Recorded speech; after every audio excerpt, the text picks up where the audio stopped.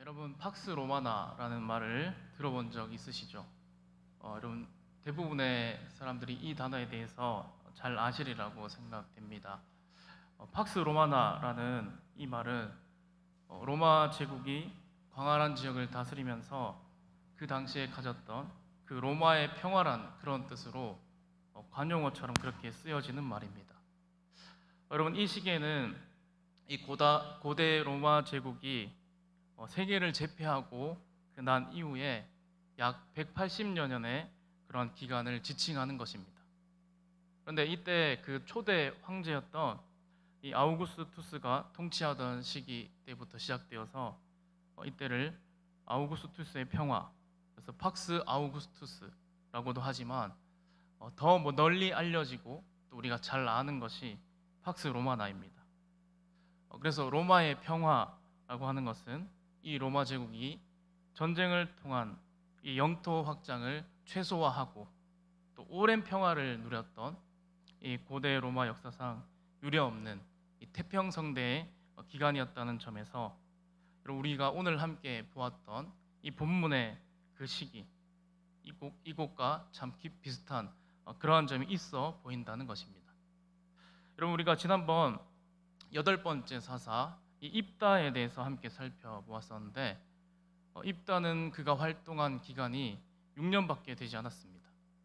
그리고 그의 출생 배경, 그리고 또 경솔이 서원을 했다는 점, 그리고 길르앗 장로들과 길르앗 백성들이 이 입다를 사사로 세운 것에서 이 모든 것을 다 통틀어 봤을 때에는 이 입다가 사사가 될 자격이 전혀 없는 사람인데도 불구하고 하나님은 그에게 큰 용사라 불러주셨고 또 그를 통해 그 이스라엘 백성들을 암몬의 손에서 구원해내셨습니다. 여러분 그 이후에 입다와 에브라임 사람들 사이에 전쟁이 있게 되는데 여러분 그런데 사실 그 전쟁은 막으려면 충분히 막을 수 있었던 그러한 전쟁이었습니다. 입다에 앞서서 우리 기드온도 그가 미디안 연합군에게 승리하고 난 이후에 에브라임 사람들이 와서 왜 전쟁할 때 우리를 안 불렀냐라며 시비를 걸었을 때 기드온은 어떻게 했습니까? 기드온은 그들에게 좋은 말로 해서 잘 설득을 해서 이 동족 간의 전쟁을 피한 적이 있었기 때문입니다. 그런데 여러분 입다는 어떻게 했습니까? 그렇게 하지 아니하고 기드온처럼 하지 아니하고 이 같은 민족이었던 이 에브라임 지파와의 그런 전쟁도 불사했고 그리고 이 전쟁에서 무려 에브라임 사람들이 42,000명이나 죽는 이 동족 상잔의 비극이 발생하게 되었습니다. 여러분 그 일 이후로 이제 오늘 우리 세 명의 이 사사 이야기가 이어지는데 입산과 엘론, 압돈 이 세 명입니다. 이 세 명의 사사 이들이 내용이 적어서 소사사라고 그렇게 얘기하죠.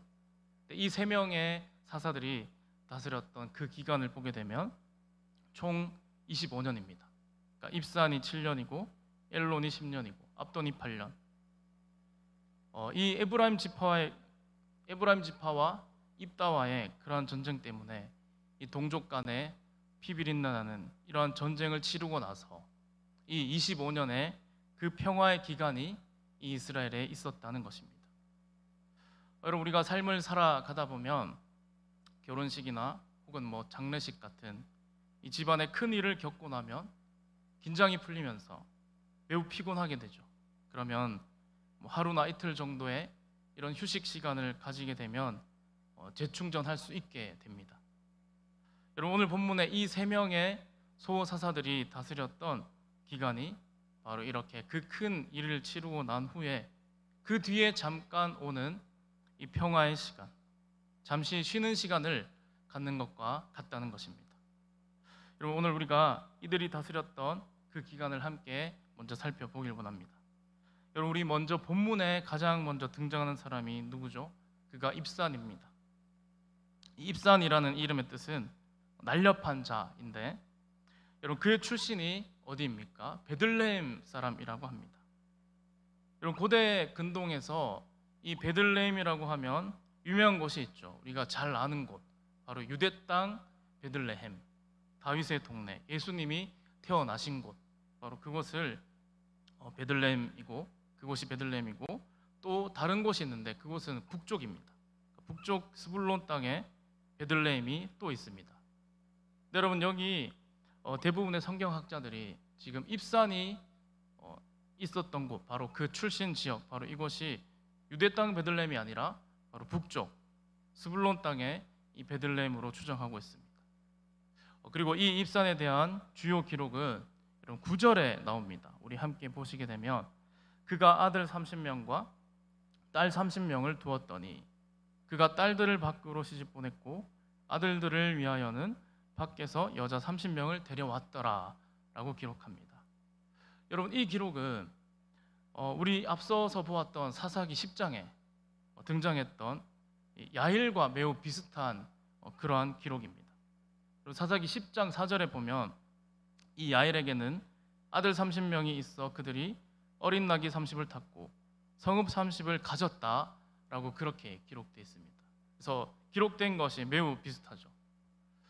성경에서 여러분 자녀를 낳는다라고 하는 것은 무엇을 의미합니까?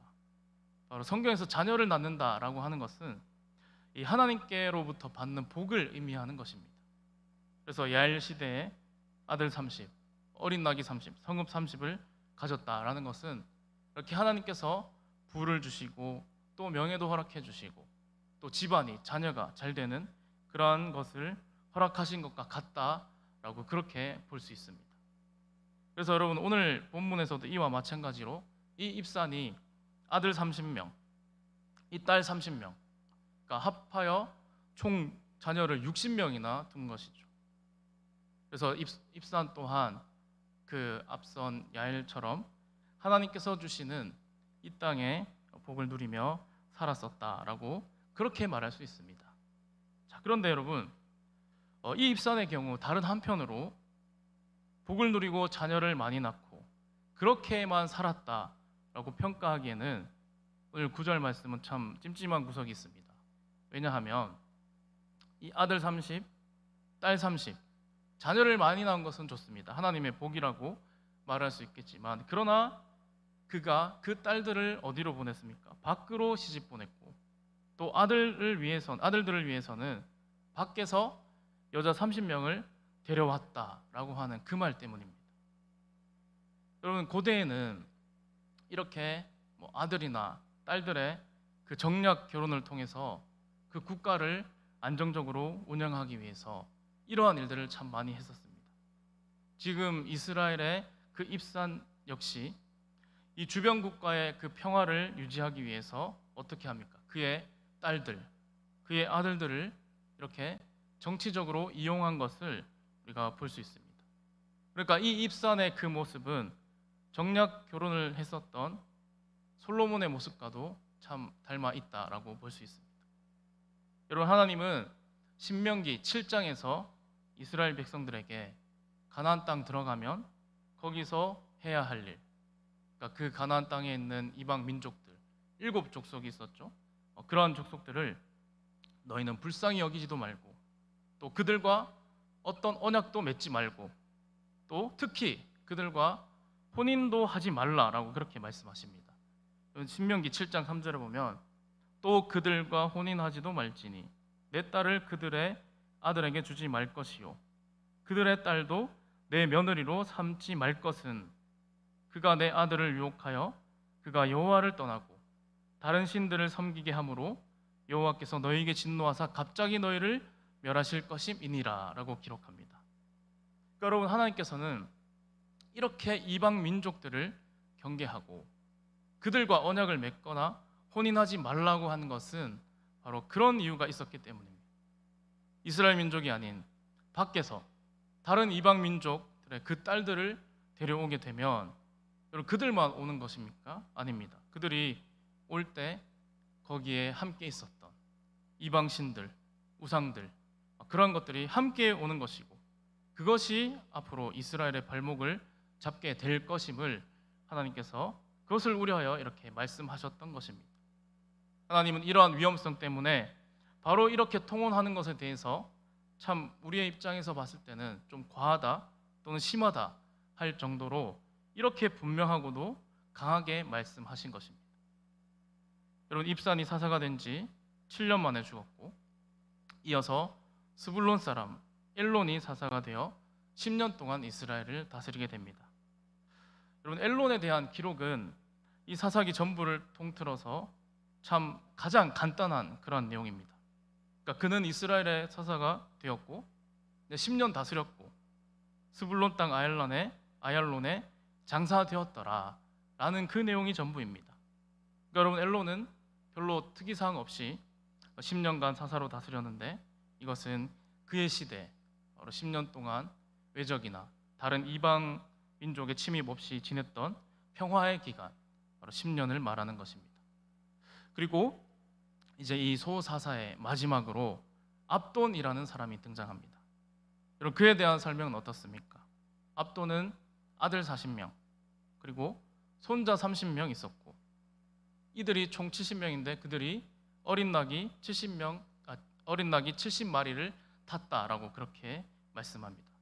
그러니까 여러분, 여기 아들과 손자가 70명 있었다라는 것은 역시 아까 입산의 경우처럼 자녀의 번성, 자녀의 축복을 말하는 것이고, 또 그들이 모두 어린 나귀를 탔다라고 하는데, 이들은 모두 높은 위치, 높은 관직을 차지하고 다스렸음을 우리가 여기에서 또한 알 수 있습니다. 여러분, 이렇게 해서 이 압돈의 가문은 번성하여서 8년간 이스라엘을 다스렸다라고 그렇게 기록하고 있습니다.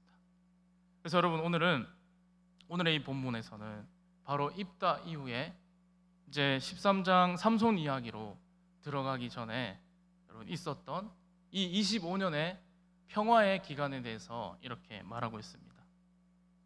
이 세 명의 사사에 대한 이 기록에서 우리가 알 수 있듯이 이 시기에는 외부에서 다른 민족의 침입이 없었고, 또 이스라엘 안에 내분도 없는 기간이었고, 또 어떤 특징이 있었습니까? 자손이 많아서 번성하여 또 하나님께 복을 받았던 그런 시기이기도 했습니다.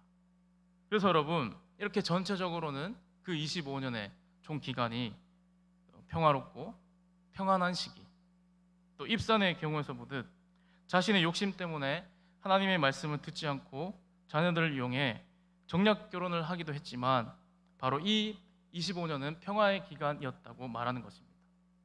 그런데 아까 드린 말씀처럼 바로 이 입산의 경우, 이 평화의 기간으로 보이는 그 시기에 그가 자녀들을 이용해서 정략 결혼을 한 것처럼 그들 바로 이 사사는 실상은 여전히 하나님의 말씀에서 떠나 있었던 그러한 사사의 모습을 보여주고, 또한 이 입산의 경우 자신의 그 목적을 달성하기 위해서 하나님의 말씀을 떠나서 불순종하고 있는 그러한 사사의 모습 또한 우리가 발견할 수 있다는 것입니다. 그러니까 여러분, 바로 이것이 문제라는 것입니다. 그러니까 겉보기에만 평화롭다고 모든 것이 좋다고만 할 수 없습니다. 여러분, 사사가 하나님의 말씀을 떠나 있었고, 또 자신의 유익을 위해서, 자신의 이익을 위해서 이렇게 하나님을 이용한다면, 여러분, 그 당시의 백성들은 하나님께 대해서 어떻게 했겠습니까? 오늘날 우리가 사는 이 시대에서도 여러분, 사사 시대와 거의 마찬가지가 아닙니까? 지금 코로나라고 하는 참 전대미문의 그러한 일을 겪고 난 후에 여러분, 우리가 지금 겉으로는 참 괜찮아 보입니다. 지금 아무런 문제가 없는 것 같이 보입니다. 그러나 우리의 믿음과 신앙은 여러분 어떻습니까? 이스라엘 공동체를 비롯한 그리스도인들은 무엇보다 여호와 하나님의 말씀과 계명을 지켜 행하는 것을 최우선의 가치이자 최종 목표로 삼아야 합니다. 여러분, 하나님의 말씀은 나의 유익과 욕망을 채우는 수단이 아니라 가장 귀한 최우선 가치로 삼고 주님의 말씀과 그 명령 앞에 우리가 기쁨으로 순종하며 살아가야 될 줄로 믿습니다.